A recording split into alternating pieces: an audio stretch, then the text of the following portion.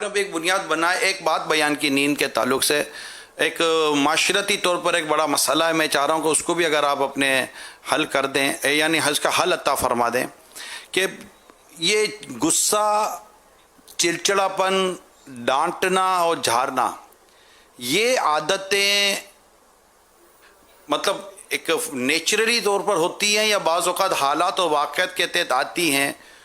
تو ان عادتوں سے چھٹکارا اور نجات کیسے حاصل ہو؟ یہ ٹاپک تو بہت بڑا ہے، اور عام طور پر بس وہ غصہ، بس کسی کے تو یوں سمجھو مزاج میں غصہ بھرا ہوا ہوتا ہے، اور بیٹھا بھی ہوگا نا اپنے کو لگے گا غصے میں بھرا ہوا ہے، حالانکہ اس کو پتہ بھی نہیں ہوگا کہ میں غصے میں ہوں۔ کسی کا انداز بھی ایسا ہوتا ہے، کوئی ایسا ہوتا ہے کہ بس معمولی سا اشارہ ہوا اس کی کھوپڑی گھوم گئی اور زبان کھلی، اسٹیٹ فائر شروع ہو گیا۔ طرح طرح کے لوگ پائے جاتے ہیں۔ البتہ غصہ آنا یہ اس میں کوئی حرج نہیں ہے، کیونکہ وہ جیسے عوام بولتے ہیں غصہ حرام ہے، تو یہ ان کا غلط فتویٰ ہے، غلط فتویٰ دینا بھی نہیں چاہیے۔ غصہ آ جاتا ہے، بندہ اس میں بے بس ہوتا ہے۔ بعض صورتوں میں غصہ آنا بھی چاہیے، یہ بھی اس کی صورتیں بھی ہیں۔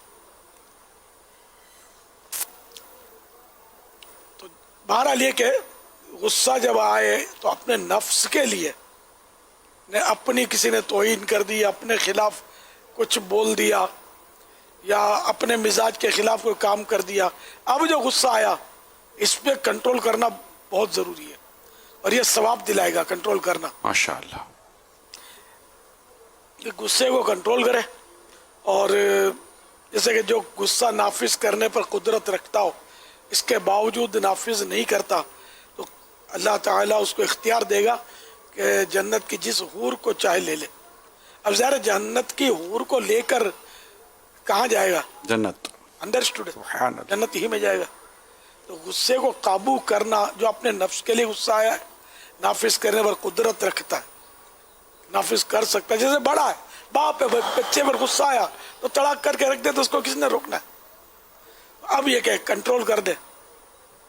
پھر یہ کہ جس کا غصہ کسی گناہ کے بعد ہی ٹھنڈا ہوتا ہے، ایسوں کے لیے جہنم کا ایک مخصوص دروازہ ہے جس سے وہ جہنم میں داخل ہوگا۔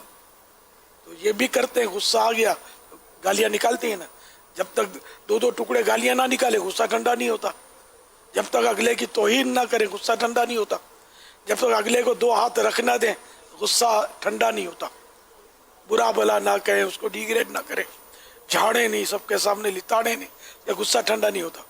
تو اس طرح کا سب کے سامنے جھاڑنا، لتاڑنا، یہ عام طور پہ مطلب ہے کہ بندہ اس میں گناہ سے بچ نہیں پاتا، سخت دل آزاری کر بیٹھتا ہے، تذلیل کرتا ہے، دوسروں کے سامنے اس کو گرا دیتا ہے نظر سے۔ تو یہ حرکتیں ہمارے معاشرے میں بہت عام ہیں۔ اللہ توبہ کی سچی توفیق نصیب فرمائے۔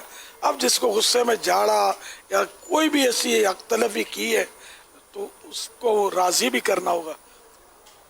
بندے کی حق تلفی کی ہے تو اس کو راضی کرنا پڑے گا، صرف توبہ کافی نہیں ہے۔